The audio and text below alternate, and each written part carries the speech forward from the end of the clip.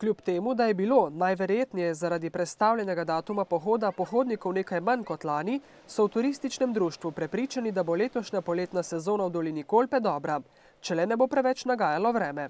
Ljudje bojo še zmeraj na krajše izlete hodili in mi se tukaj nimamo kaj bati. Bojijo se lahko tisti veliki kompleksi turistični, ker ljudje nimajo denarja, da bi lahko več dni šli na dopust, ampak bojo izkoriščali te krajše, bližnje destinacije. In mednje gotovo sodi reka Kolpa, pravi Lindič in dodaja, da se je, kljub muhastemu vremenu, že začela sezona čolnarjenja na Kolpi. Čolnarjenje je v polnem teku, idealno za veslati. V tem tednu smo že imeli 3 avtobuse, tako da je v polnem teku.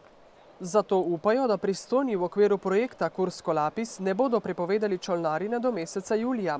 Kolpa je namreč vabljiva tudi izven poletne sezone, kar so nam potrdili tudi pohodniki. Zelo veliko se jih je letošnjega pohoda udeležilo prvič. Najbolj mi všeč družba.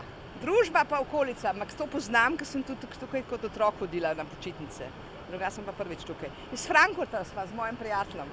Enkratna pot. Ja? Čudovito, narava, neokrnjena narava, enkratno. Lep, hladen gost, ptičje petje, šumenje vode, prečudovito.